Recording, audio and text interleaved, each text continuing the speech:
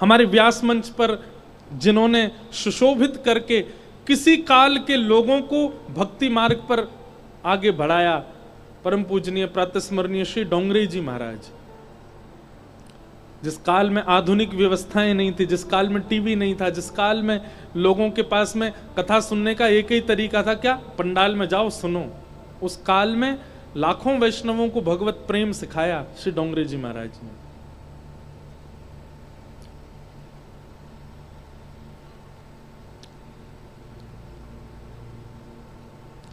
इतने बड़े बड़े सेठ साहूकारों के यहाँ उन्होंने कथा की, इतनी बड़ी बड़ी कथाएं गुजरात में की, और वे कथा करते थे तो उनका स्वरूप नीचे मुख करके, जैसे कभी कभी व्यास मंच पे दास के साथ भी होता है कि मेरे नेत्र बंद हो जाते हैं, कथा में कहता रहता हूं, पर महाराज जी के साथ ऐसा था कि वो नीचे मुख करके कथा सुनाते थे, श्रोताओं को देखते ही नहीं थे, ऐसे ही करके पूरी कथा कहते थे।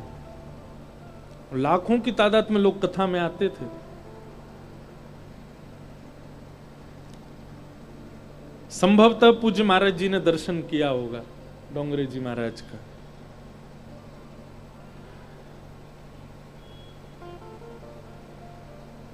उनका नियम था, ये हमारी शिक्षा के लिए भी है ये बात, आप लोगों के लिए भी, उनका नियम था कथा में जो भी प्राप्त होता था, जो भी दक्षिणा मिलती थी, जो भी लोग चढ़ा देते थे, जो भी उनको कुछ देते थे, वो सब इकट्ठा करते और 7वें दिन वहां पर उतनी धनराशि से एक अन्य क्षेत्र चालू कर देते उसी नगर में, कि यहां आने वाले सब वैष्णवों को प्रसादी की व्यवस्था इसी धनराशि से हो।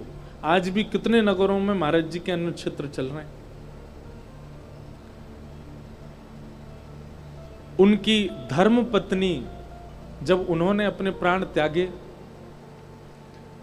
तो ऐसा सुना गया है कि महाराज जी के पास अंतिम संस्कार करने के लिए भी धनराशि नहीं थी। बड़े बड़े धनाढ्य वहां पर सामने खड़े थे और वे सब एक इशारे पर कर सकते थे सब व्यवस्थाएं, पर महाराज जी का ऐसा नियम था नहीं।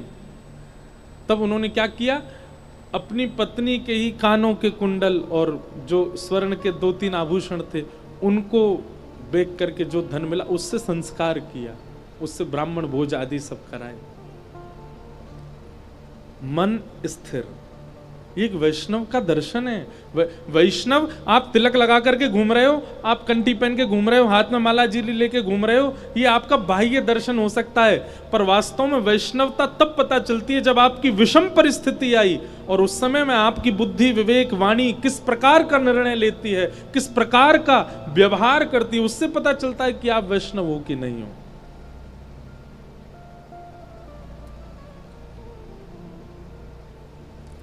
और याद रखिएगा, जिनके चित्त में केवल भक्ति है वो अपनी जीवन की परिस्थितियों में डगमगा सकते हैं, पर भक्ति ज्ञान वैराग्य सहित है वे ही अपनी जीवन की किसी भी परिस्थिति में सम रह सकते हैं। आप भक्ति तो जीवन में ला रहे हैं पर उसके पुत्र ज्ञान और वैराग्य को बिल्कुल भी स्थान नहीं देते हैं। वो मां कैसे प्रसन्न रहेगी जिसके बालक ही वहां ना हो। हम ये नहीं कहते कि ज्ञान प्रधान हो जाओ, ये नहीं कहते कि वैराग्य प्रधान हो जाओ, रहो भक्ति प्रधान ही, पर ज्ञान वैराग्य चित्त में होने अति अनिवार्य हैं।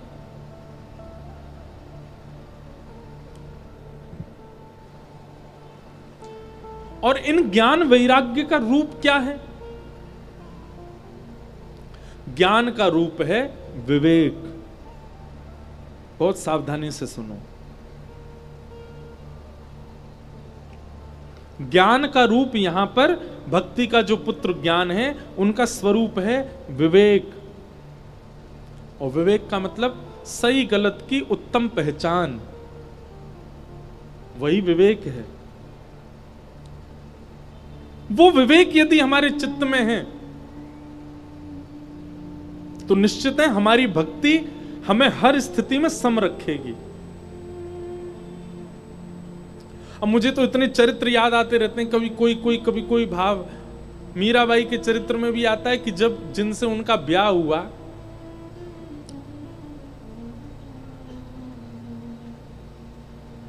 अद्भुत प्रसंग है। मीराबाई वैसे तो जोगन भेष में ही रहती थी, पर एक दिन मीराबाई ने श्रृंगार किया, और क्योंकि वो श्रृंगार किसी लोक रंजन के लिए तो करती नहीं थी, किसी समाज के व्यक्ति के लिए तो करती नहीं थी, ठाकुर जी के भाव से रहती थी। और ऐसा वर्णन है कि मीराबाई के जिनसे ब्याह हुआ था वे एक युद्ध में गए और वहां युद्ध में बहुत जख्मी होकर के आए, कदापि औषधियां ले रहे थे, रोज वैद्य उनको देखने आते थे, पर वे मीराबाई को अपने गुरु रूप में मान चुके थे। मीराबाई थोड़ी देर उनके सामने बैठ करके कुछ सत्संग आदि सुनाती थी, कुछ पद आदि सुनाती थी, उससे वो बहुत प्रसन्न होते थे। एक दिन मीराबाई ने श्रृंगार किया, और ये वही काल था जब उनके पति जो हैं वो बिस्तर पर ही थे। समाज के लोगों ने बहुत निंदा की, उनकी ननद और उनके देवर और पूरा परिवार तो उनके विपक्ष में ही रहता था। पर मीराबाई की स्थिति कौन जाने, वो लोक रंजन में नहीं थी ना। लोक रंजन में होती, समाज के भाव में होती तो शायद वो श्रृंगार ना करती ऐसी स्थिति में, पर वे तो ठाकुर जी के लिए ही रहती थी। और समय का चक्र भी ऐसा कि जिस दिन मीराबाई ने श्रृंगार किया, सुबह से ही लोग बाग उल्टी सीधी बातें बना रहे थे, और कदापि उनके जिनसे ब्याह मात्र हुआ था वो ब्याह भी केवल और केवल समाज के लिए ही हुआ था। मीराबाई ने पहले ही मना कर दिया था कि जो एक पत्नी का कर्तव्य होता है मैं वह निर्वहन नहीं कर पाऊंगी, यह जानते हुए भी उनसे विवाह किया था। समय का चक्र ऐसा कि जिस दिन मीराबाई ने श्रृंगार किया, लोग बाग सुबह से बातें बना रहे थे, और कदापि जिनसे ब्याह हुआ था उनके प्राण भी उसी दिन चले गए। तो लोगों के पास और वाक्य मिल गए और बहाने मिल गए मीराबाई को कोसने के, टोकने के, भला बुरा कहने के।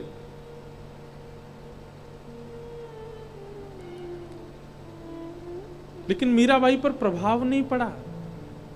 मीराबाई ने तो इसी भाव से देखा कि एक भगवत जन, एक मेरा एक परम सखा भगवत धाम चला गया, ठाकुर जी ने स्वीकार कर लिया।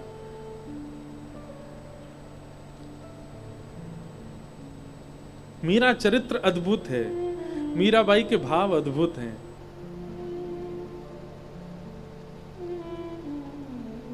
ये कैसे संभव हुआ?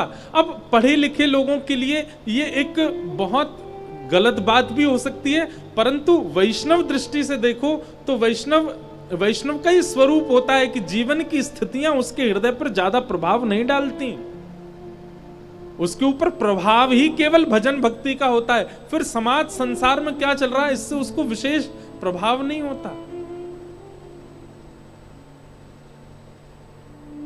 और ऐसी स्थिति कब संभव है? जब भक्ति के साथ विवेक ज्ञान हो और वैराग्य हो।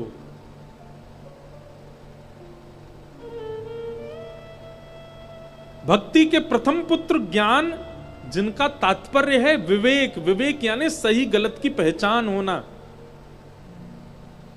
और क्षमा कीजिएगा, आप सही गलत की पहचान समाज में कितना भी घूम लीजिए, पूरे विश्व की यात्रा कर लीजिए, कितना भी पढ़ लिख लीजिए, लेकिन विवेक बुद्धि, सही गलत की पहचान केवल सत्संग से आपके जीवन में आ सकती है, नहीं तो अन्यथा नहीं आ सकती।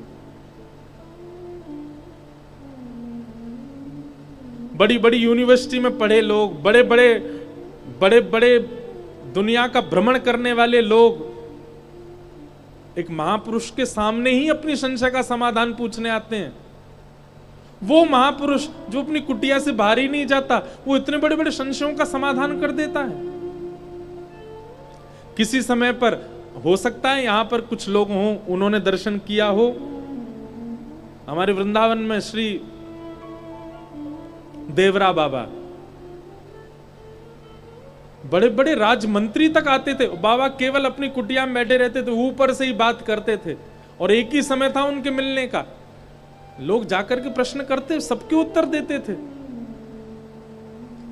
आज वर्तमान में परम पूजनीय श्री प्रेमानंद जी महाराज, कितने लोग जाते हैं उनका दर्शन करने, कितने बड़े बड़े विद्वान भी जाकर के अपनी जिज्ञासाएं पूछते हैं। 2 किलोमीटर भी नहीं चलते वे बस 2 किलोमीटर का ही आवागमन है, उतने बीच में ही उनको इतना पता है कि वो सबके प्रश्नों के उत्तर देते हैं। कैसे? क्या केवल भक्ति है उनके जीवन में? नहीं, ज्ञान और वैराग्य दोनों हैं, इसलिए भक्ति प्रसन्न रखती है। हमारे परम पूजनीय श्री मलुक पीठ वाले महाराज जी, ऐसा कौन सा प्रश्न है या ऐसी कौन सी जिज्ञासा है जिसका समाधान उनके पास नहीं है? तो ये बात बिल्कुल पक्की है कि भक्ति यदि जीवन में आई है तो भक्ति भी आपको सम तभी रख पाएगी, भक्ति भी आपको अत्यंत प्रसन्न तभी रख पाएगी जब भक्ति के पुत्र ज्ञान और वैराग्य भी आपके चित्त में हो। पर आजकल के लोगों को केवल भक्ति से मतलब है,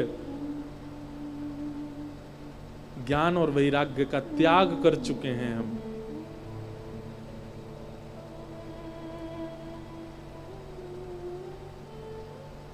भक्ति के प्रथम पुत्र का नाम ज्ञान, ज्ञान यानी कि विवेक, सही गलत की पहचान, और वो आपको सत्संग से आएगी। तो आप कीर्तन करते हैं, भजन करते हैं, सब कुछ करते हैं, पर साथ साथ में सत्संग भी किया करो। इससे ज्ञान बुद्धि बढ़ेगी, विवेक बुद्धि जागृत होगी। और भक्ति के दूसरे पुत्र का नाम है वैराग्य।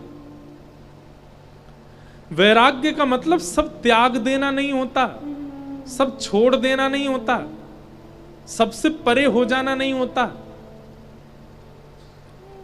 वैराग्य का मतलब राग और द्वेष से निवृत्ति को ही वैराग्य कहते हैं। भाषा थोड़ी कठिन हो सकती है पर ध्यान से सुनिएगा।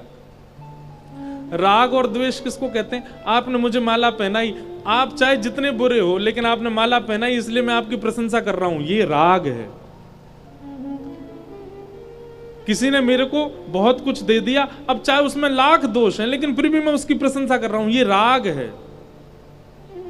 और कोई कितना भी अच्छा है लेकिन मेरी गलती पर उसने मुझे टोक दिया, फिर भी मैं उसका द्वेषी बना हुआ हूं, ये द्वेष है।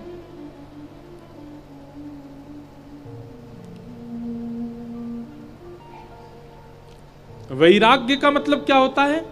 किसी के बहुत देने से आप उसके प्रति आसक्त नहीं होते, और किसी के बहुत निंदा करने से आप उसके प्रति द्वेष भावना नहीं रखते। ये दोनों बुद्धि आपकी जागृत हो गई तो आप वैरागी हो, आपके अंदर वैराग्य है।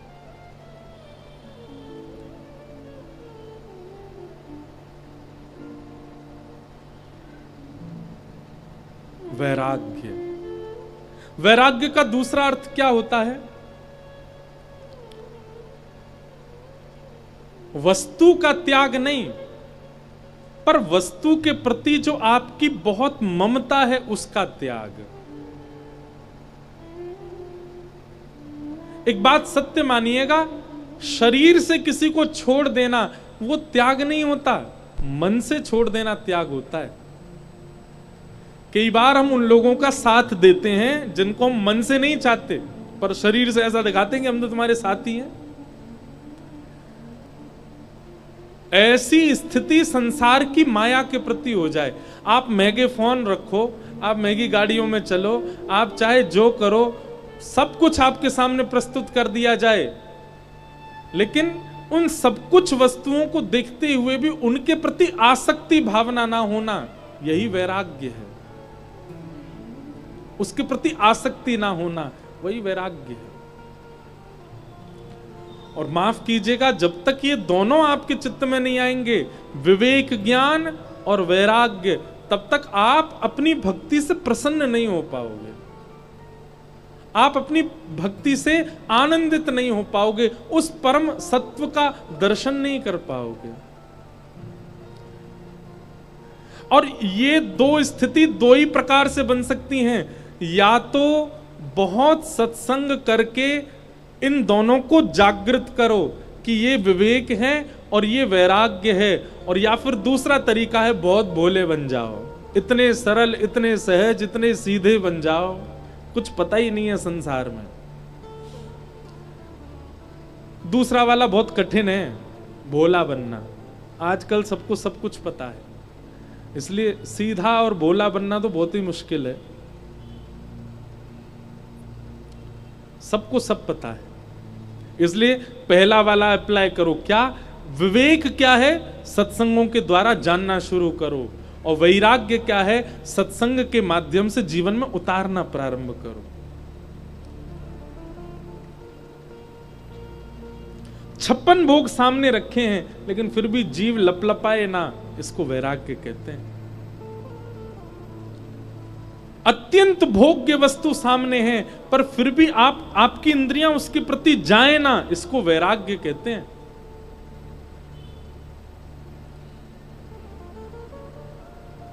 और ये दोनों भक्ति में आवश्यक है। हम लोग भक्ति तो करते हैं, श्री राधा जप रहे हैं, श्री कृष्ण कृष्ण जप रहे हैं, ठाकुर जी का नाम उच्चारण कर रहे हैं, कथा सुन रहे हैं, लेकिन जैसे ही जीवन में कोई परिस्थिति आ जाती है, टूट जाते हैं, रोने लगते हैं, बिखर जाते हैं, परेशान हो जाते हैं। इसका मतलब है हमारी भक्ति केवल दिखावा है। भक्ति तो करते हैं, भजन तो करते हैं, नाम जप तो करते हैं, कथा तो खूब सुनते हैं, लेकिन जैसे ही भोग विलास की स्थिति सामने आती है, तुरंत उसमें कूद पड़ते हैं, उसको करने में बिल्कुल लज्जा नहीं करते। काय बात के भक्त?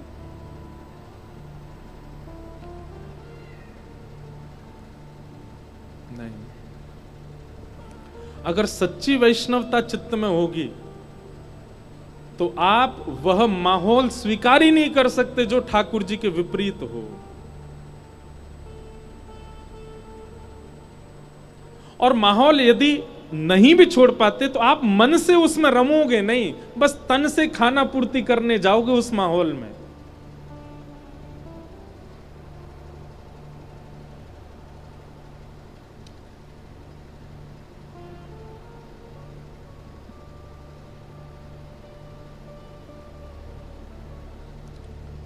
ऐसो दुख दीजो हिय माही, ऐसो दुख दीजो हिय माही। बिन पद कंज छटा दृग देखे, बिन पद कंज छटा दृग देखे, कोई सुहावे नाही, कोई सुहावे नाही। ऐसो दुख दीजो हिय माही, ऐसो दुख दीजो हिय। भोरी सखी का पद है। भोरी सखी कह रही हैं, जब तक श्याम सुंदर, हे श्री राधा वल्लभ, हे श्री कुंज बिहारी, जब तक मैं आपको ना देख लूं, मुझे किसी की भी सुंदरता भाए ना। बिन पद कंज छटा द्रग देखे, कोई सुहावे नाही। हम लोग कैसे हैं? हम राधा वल्लभ जी को भी देख आए, राधा रमन जी को भी देख आए, सबको देख आए, पूरे वृंदावन को दर्शन कर आए, और उसके बाद हमको अन्य किसी का रूप भी भा गया, अन्य किसी के सौंदर्य पर भी हम लट्टू हुए जा रहे हैं। क्षमा कीजिएगा, बुरा नहीं मानिएगा, पर कई बार जैसे पारिवारिक ब्याहों में मैं जाता हूं ना, शादी घर में होती है, तो दंपति दोनों खड़े होते हैं सामने, जयमाल हो रही होती है, तो आसपास के सब लोग बिल्कुल ऐसे लग रहे हैं राम सिया की सी जोड़ी। तो मेरे मन से भाव आती है, मैंने कहा यार रहने दो, ऐसे लग रहे हैं बिल्कुल राधा कृष्ण की सी जोड़ी। कैसे कह सकते हो आप? आपने अभी अनुभव ही नहीं किया श्याम सुंदर का। मैं अभी रास्ते में ही पढ़ता आ रहा था भाव, उसमें ऐसा वर्णन कर रहे हैं कि श्री किशोरी जी और ठाकुर जी कभी नेत्र भर के एक दूसरे को नहीं देखते। क्यों? देख ही नहीं पाते। किशोरी जी और ठाकुर जी का स्वरूप कैसा है? अमावस्या से लेकर के पूर्णिमा तक की चंद्रमा की गति जैसे बढ़ती ही रहती है, बढ़ती ही रहती है। ऐसे ही जैसे ही ठाकुर जी नेत्र भर के किशोरी जी की ओर देखते हैं ना, तो एकाध क्षण देखने के बाद वह उपमा जो किशोरी जी की है, जो लावण्य किशोरी जी का है, वो और बढ़ जाता है। और ठाकुर जी अपने नेत्रों में वो भर नहीं पाते, संभाल नहीं पाते, तुरंत नजर नीची कर लेते हैं। ऐसी किशोरी जी ठाकुर जी को जब देखती हैं, थोड़ी देर देखने के बाद में ठाकुर जी का रूप भी और निखरने लग जाता है। ऐसा प्रेम संसार में हो सकता है? संसार का प्रेम कैसा पता है? विवाह से पहले लड़की बहुत अच्छी लग रही थी, लड़का भी बहुत अच्छे लग रहे थे, और विवाह होते ही हर दिन रूप लावण्य कम हो जाता है। जो मेरे मन में बहुत बात आती है, जब लड़के का ब्याह होने वाला होता है, रहे ही नहीं पता, वॉलपेपर पे भी अपने होने वाली पत्नी को देखेगा, रात भर भी उसी को देखेगा, सोता ही नहीं है, कितना रूप उसका बढ़ रहा है। लेकिन जैसे ब्याह हो जाता है, ये प्रेम है, धीरे धीरे फिर उसका रूप भी अब मधुर नहीं लगता। और केवल लड़का के संग नहीं, लड़की को भी अब नहीं भाता उतना।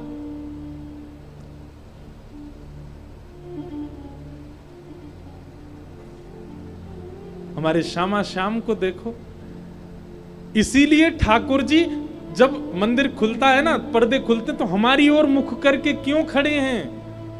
क्योंकि श्री जी के लावण्य को जब पर्दा लगा था, थोड़ी देर देख लिया ठाकुर जी ने, उसके बाद अब देख ही नहीं सकते। इतने ठाकुर जी को लगता है कि अब मैं कैसे, इतना रूप लावण्य है, मैं कैसे इसको संभालूं। तो ठाकुर जी इधर देख लेते हैं। बिहारी जी में क्षण क्षण पर्दा होता है, उसके कई भाव बताए जाते हैं, पर एक भाव ये भी, जितनी देर पर्दा होता है ठाकुर जी उतनी देर ही श्री जी को देखते हैं, और जैसे ही पर्दा हटता है ठाकुर जी कहते हैं अब इससे अधिक मैं देख ही नहीं पाऊंगा, उसके बाद थोड़ा संभालना पड़ेगा ठाकुर जी को। तो फिर संसार की ओर देखते हैं, हम सबको दर्शन देते हैं, दर्शन दे करके जब नेत्र थोड़े और व्याकुल हो तो फिर पर्दा आता है, फिर श्री जी को देखते हैं, फिर श्री जी को देख करके भर जाते हैं नेत्र, फिर पर्दा खुलता, फिर हमारी ओर देखते हैं। पूर्णिमा आती ही नहीं है प्रियतम और प्रिय के प्रेम में, क्योंकि चंद्रमा ही बहुत विशाल है प्रेम का, बढ़ता ही जा रहा है, बढ़ता ही जा रहा है, बढ़ता, नित्य नूतन भाव बढ़ रहा है।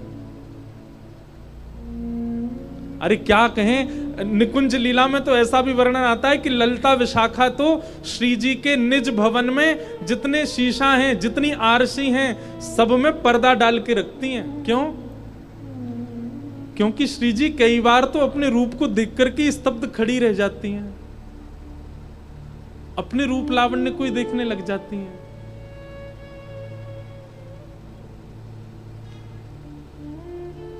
अद्भुत है निकुंज रस, वह प्रेम भाव, उसकी बिंदु भी हमारे ऊपर नहीं गिर सकती। अभी कहां प्रेम है संसार में? हमें लोग बाग जब कहते हैं तो कितनी सुंदर जोड़ी लग रही, बिल्कुल श्याम सुंदर किशोरी जी जैसे लग रहे हैं। अरे देखा आपने ठाकुर जी किशोरी जी को? हमारे राधारमण जी को देखो, हर दिन कितने लोग ऐसे हैं जो प्रतिदिन ठाकुर जी को देखते हैं, पर कभी मन नहीं भरता।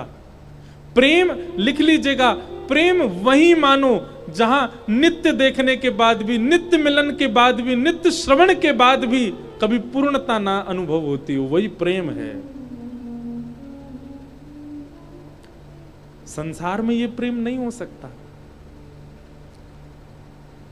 हमारा मन भर जाता है कभी कभी, और क्षमा कीजिएगा अगर कभी कभी वृंदावन रस से भी आपका मन भर जाता है। किसी ने कहा हापुड़ चलो खाली थे, कोई जरूरी काम नहीं, लेकिन फिर भी आपके मन से बहुत दिन रह के आए, अभी तो गए 2-4 बार हो आए, अगर ऐसी भावना मन में आ रही है तो भैया मेरी व्यासपीठ से आपसे प्रार्थना, साल में एक ही बार आया करो, और वो भी कम ही कर दो, 2 साल में एक ही बार आओ, कोई जबरदस्ती नहीं। वैसी बहुत भीड़ हो रही वृंदावन में। वृंदावन तो वही आवे जिसकी ऐसी स्थिति हो, जो भोरी सखी कह रहे हैं, बिन पद कंज छटा दृग देखे बिन पद कंज छटा दृग देखे, कोई सुहावे नाही, कोई सुहावे नाही, ऐसो दुख दीजो हिय माहि, ऐसो दुख दीजो हिय माहि।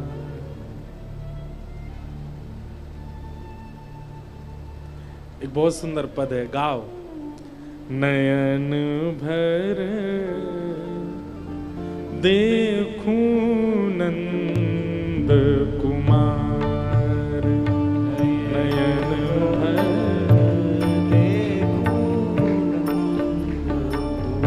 करताल ना भी बजाओ चलेगा, पर गाना सबको है। ये शब्द कोई भजन के नहीं है, कीर्तन के नहीं है, ये रसिक जनों की वाणी है, ये गानी है सबको। कभी देखा नयन भर के राधा वल्लभ जी को? नयन भर देखूं नंद कुमार का मतलब क्या है?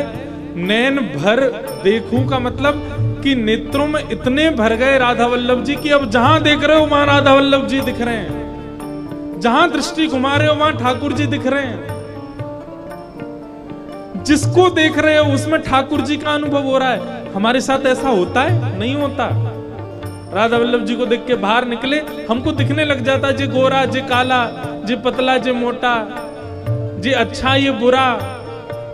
पर राधा वल्लभ जी को देख करके निकले, ये राधा वल्लभ, वो राधा वल्लभ, वह भी राधा वल्लभ, वो भी राधा वल्लभ, सब राधा वल्लभ। इसका मतलब होता है नयन भर देखो नंद कुमार, नयन भर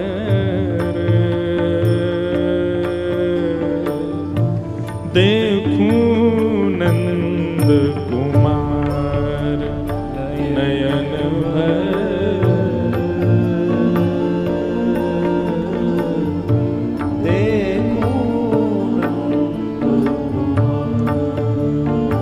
नयन भर देखूं नंद कुमार, नयन भर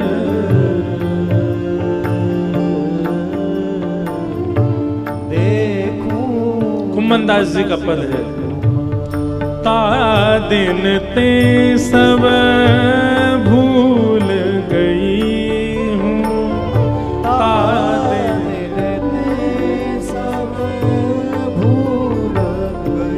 दोहराओ पीछे।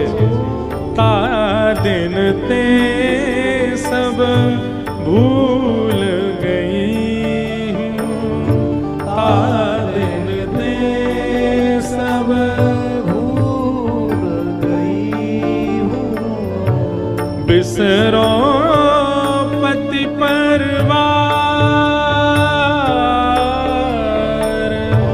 बिसरो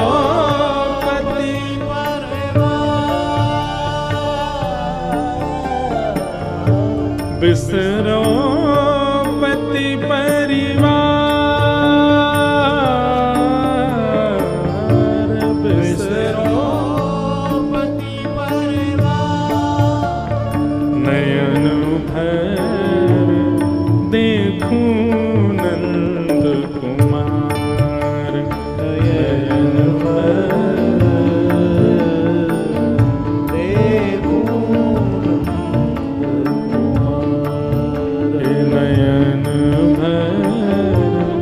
देखूं नंद कुमार,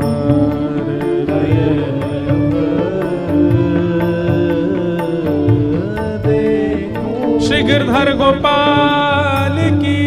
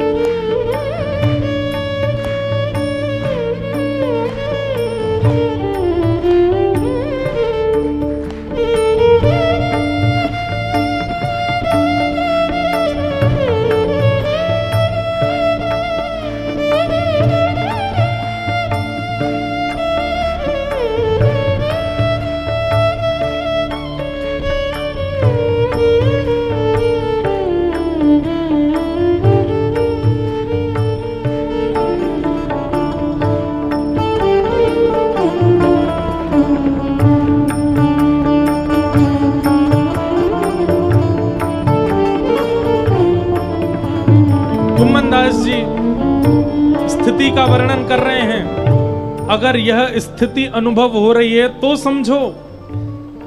अगर एक बात और कह दूं तो कोई अतिशयोक्ति नहीं, यह स्थिति यदि बन रही है तो यह भी मान सकते हो कि श्री आपने राधा वल्लभ जी को नहीं, आपको राधा वल्लभ जी ने देख लिया है। ता दिन ते सब भूल गई हूं, बिसरो पति परिवार। सब भूलने लग जाओ, बस एक सांचे राधा रमन याद रहें, एक गिरधर गोपाल याद रहें बस। कुम्मन दास जी अगली स्थिति बताते हुए कह रहे हैं कि जिसने ठाकुर जी को नयन भर के देखा होगा उसकी स्थिति क्या होगी। बिन देखे हो विकल भई हो, बिन देखे हो जैसे बिन जल मछली, बिन देखे विकल भई हूँ, बिन देखे हो विकल भई हूँ। अंग अंग सब हार, अंग अंग सब हार। कुंभन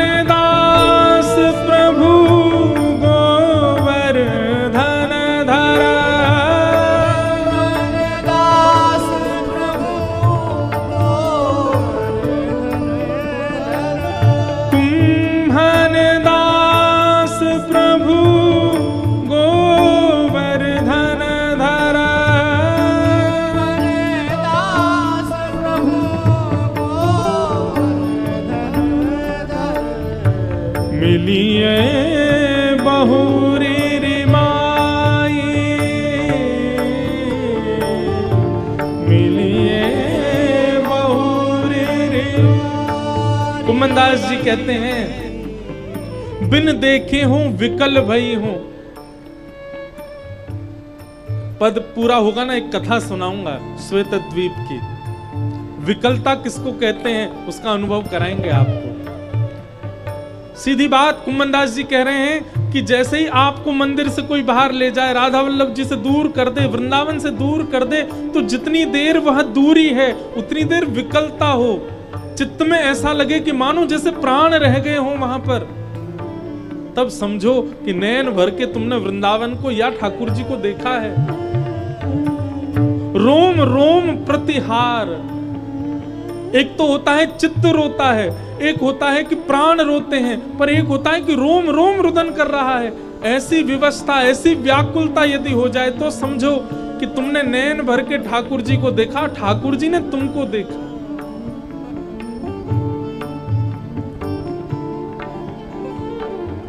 देखूं नंद कुमार